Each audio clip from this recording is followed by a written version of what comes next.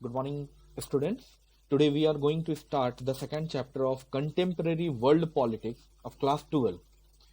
And the title of chapter is The End of Bipolarity. But before starting the chapter, look at these two pictures. The first one, you observe that there are two poles, USA and USSR. Okay, and there is a conflict between them. There is a race between them. And in the second one, USSR left alone. So in this chapter, we have to study how the world converted from bipolar to unipolar. So let us start. But before we start the chapter, let's see a glimpse of the previous chapter. We saw how the USA and USSR came into being to great powers of the world after the Second World War. The difference between the two superpowers lead the birth of a new world. Okay. And also, it lead the formation of non-aligned movement, which we call the Third World. And in this chapter, we will read how these two poles came to an end, what was the reason behind it. Okay, so our first topic is, what was the Soviet system?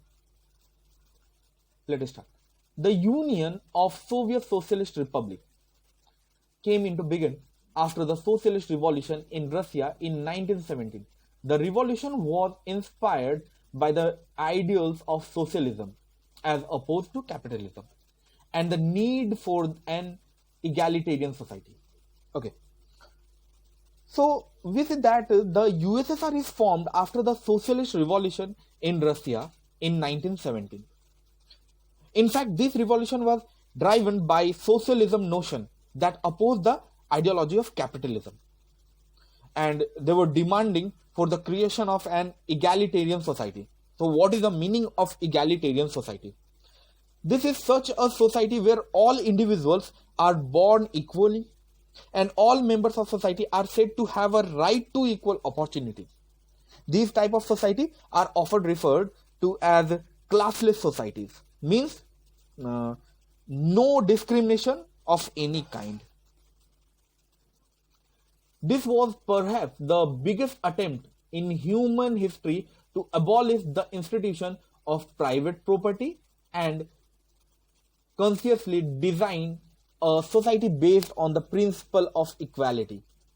In doing so, the makers of the Soviet system gave primacy to the state and the institution of the party. The Soviet political system centered around the Communist Party, and no other political party or opposition was allowed. The economy was planned and controlled by the state. So, if it was the greatest attempt in history to abolish private property and increase equality in the society. They felt that as long as there is inequality in the society, problem would persist. And for this, the maker of Soviet system gave great importance to the state and the institution of the party. When you further strengthen the concept of socialism, it turns into communism. Okay, so the relation of socialism and communism is this. Okay, and when the Soviet political system was centralized, okay, around the Communist Party, no other political party or opposition were allowed, and the total economy and political system was controlled by the state. After the Second World War, the East European countries that the Soviet army had liberated from the fascist forces came under the control of the USSR. The political and the economic system of all these countries were modeled after the USSR. This group of countries was called the Second World or the Socialist Bloc. The Warsaw Pact, a military alliance, held them together. The USSR was the leader of the bloc. Now, during Second World War, Soviet army saved many countries of the Eastern Europe from fascism. So now Soviet Union start control over these nations. Because the Soviet Union had saved them, there was some intention behind. The Soviet Union molded the political and the social system of these nations according to his will. Okay, and the group of these nations was called the Second World or the Socialist Bloc because they are under the control of the USSR policies, the socialist ideology.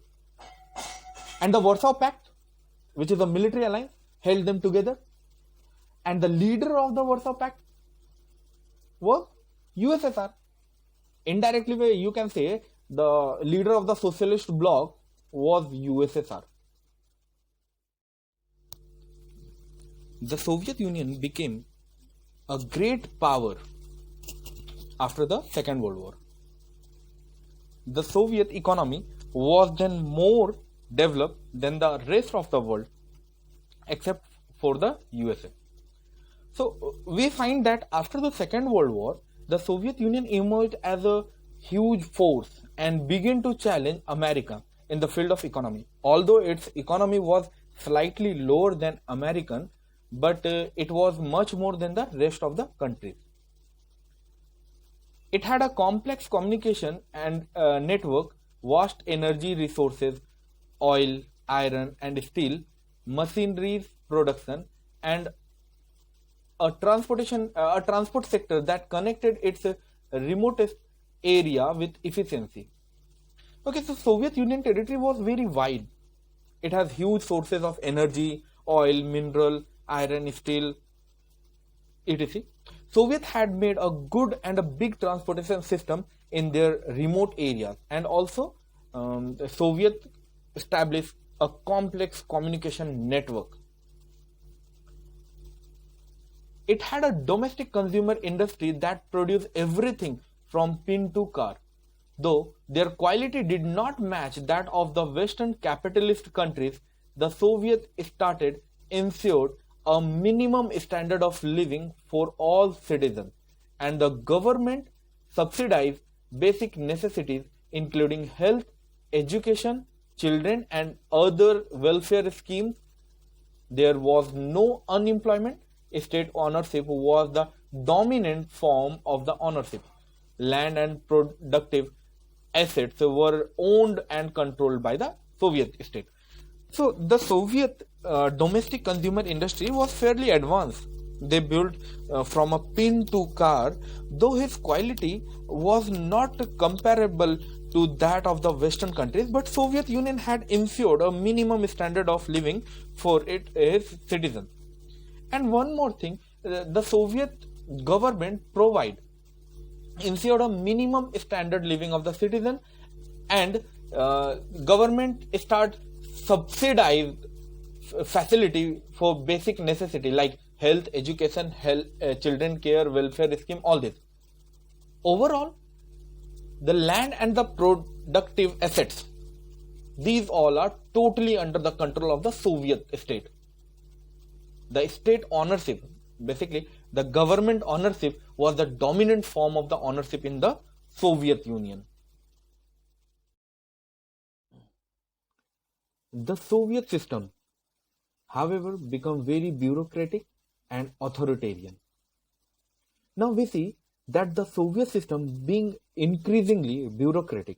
Now people on this system started fighting with each other for power, and life became difficult for common people.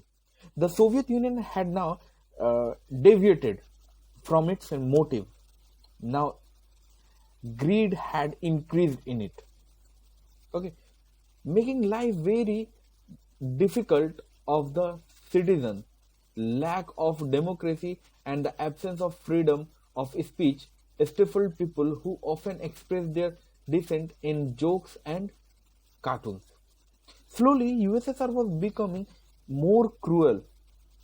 Democracy and the people had no freedom to speak, which made people to express their opinion through jokes and cartoons. Most of the institutions of the Soviet state needed reform. The one-party system represented by the Communist Party of the Soviet Union had tight control over all institutions and was unaccountable to the people. So now, there was the influence of the Communist Party on the Soviet Union, and this party had a profound influence on various major institutions of the country. It was not so liberal towards the people, nor was it accountable to them.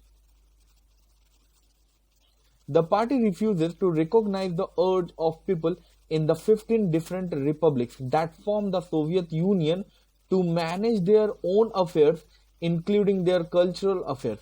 Although, on paper, Russia was only one of the 15 republics that together constituted the USSR. In reality, Russia dominated everything, and the people from other regions felt neglected and often suppressed. So now, actually, the Soviet Union was formed by 15 republics. The main motive of the people of these republics was to save their culture and their identity. But the Soviet Union gradually began to ignore the masses. Russia was one of them, but it started dominating in each matters. Other regions feel like aliens. In the arm race, the Soviet Union managed to match the US from time to time, but at great cost. The Soviet Union lagged behind the West in technology, infrastructure, and most importantly, in fulfilling the political or economic aspiration of citizens. So basically, the Soviet Union wanted to compete with America every time in whatever field it was. The Soviet Union tried to counter America again and again in the arm race, but the cost was enormous for the Soviet Union. The Soviet Union slid into other areas and could not fulfill the political and economic aspiration of the citizen. The main motive of the Soviet Union was the Soviet Union wanted to degrade America at all cost. Okay. The Soviet invasion of Afghanistan in 1979 weakened the system even further. Okay. So the Soviet Union intervened in Afghanistan and helped the Afghanistani government economically, though it did not help the Soviet Union in any way. USSR sent his army and many soldiers were died there, spent lots of money which spoiled the economy of the country. Though wages continued to grow, productivity and technology fell considerably behind that of the West. This led to shortage in all consumer goods. Food imports increased every year. The Soviet economy was faltering in the late 1970s and became stagnant. In fact, the wages of the people were rising, but in terms of productivity and technology, the USSR had felt the West far behind. Imports of the food grain increased every year, and in the last few years, around 1970s, it became stagnant. Now the masses of the country begin to oppose this government. They start shouting against the policies of the government. Okay, so our next point is Gorbachev and the disintegration. Okay. So Mikhail Gorbachev, who had become General Secretary of the Communist Party of the Soviet Union in 1985, sought to reform this system. Okay, now a new leader emerges in front who wanted to reform the system of the Soviet Union. His name was Mikhail Gorbachev, who became the Secretary General of the Communist Party in 1985. Reforms were necessary to keep the USSR abreast of the information and the technology revolutionaries taking place in the West. However, Gorbachev's decision to normalize relations with the West and democratize and reform the Soviet Union had some other effects. that neither he nor anyone else intended or anticipated. So basically, he felt that the Soviet Union was much lagging behind the other countries, and the only one way was to adopt a new democratic system and improve the relationship of USSR with the other countries. The people in the European countries which were part of the Soviet bloc started to protest against their own governments and Soviet control. Unlike in the past, the Soviet Union under Gorbachev did not intervene when the disturbance occurred and the communist regime collapsed one after another. So no one had any idea of the consequence of the Gorbachev conception. Influenced by the ideas of the Gorbachev, those countries of Eastern Europe which were associated with the Soviet Union were seeking to out. The people began to oppose their own government and the leadership of Soviet Union. And the government began to collapse one after the other. These developments were accompanied by a rapidly escalating crisis within the USSR that hastened its disintegration. Gorbachev initiated the policy of the economic and political reform and democratization within the country. The reforms were opposed by the leader within the Communist Party. And the existence of the Soviet Union, the existence of the Soviet Union was fighting on two fronts. The first was the outer zone where other countries, like the countries who were the associate countries who were associated with the Union, were moving out from one by one. And the other one is the inside zone where there was growing disagreements among the leaders. Gorbachev applied the policy of economic and political reform and also democracy within the country. And this was totally opposed by the Communist Party. A coup took place in 1991 that was encouraged by Communist Party hardliners. The people had tasted freedom by then and did not want to the old style rule of the Communist Party. Okay, so when the leaders of the USSR himself started action contrary to the ideology of the Union, it was bound to create a problem. The problem was beginning to deepen. The coup took place in 1991 and it was promoted by the radical elements of the Communist Party. But the people had got the right of freedom. Okay, they tested the freedom for some time. Okay, now they no longer wanted to go into the old system where no importance was given to them. A new character like Boris Yeltsin emerged as a national hero in opposing this coup. Okay, now so who was Boris Yeltsin? So the full name is Boris Nikolaevich Yeltsin. Okay, he was a Soviet and Russian politician who served as the first president of Russia from 1991 to 1999. And he was also a member of the Communist Party of the Soviet Union from 1961 to 1999. The Russian Republic, where Yeltsin won a popular election, began to shake of centralized control. While some were supporting the coup, there were some other person who opposed this coup. Why some opposed this?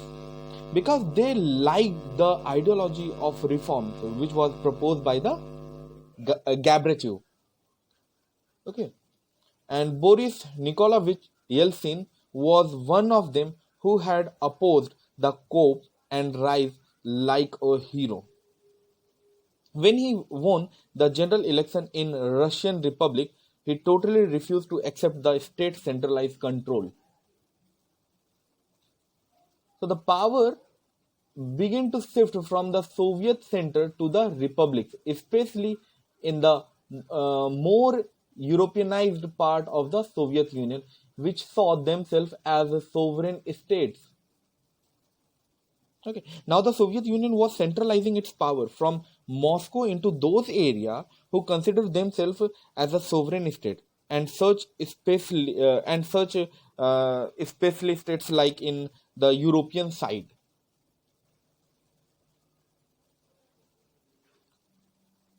The Central Asian republics did not ask for independence and wanted to remain with the Soviet Federation. And surprisingly, after having so much of everything, Central Asia still wanted to live with the Soviet Union. In December 1991, under the leadership of Yeltsin, Russia, Ukraine, and Belarus, three major republics of the USSR declared that the Soviet Union was disbanded. Okay. And the Communist Party of the Soviet Union was banned. Capitalism and democracy were adopted as the basis for the post-Soviet republic.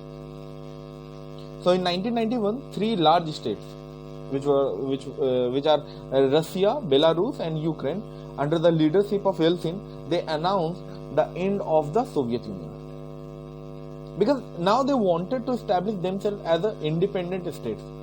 The Soviet Union basic ideology, which was communism, was now totally banned. The new formed countries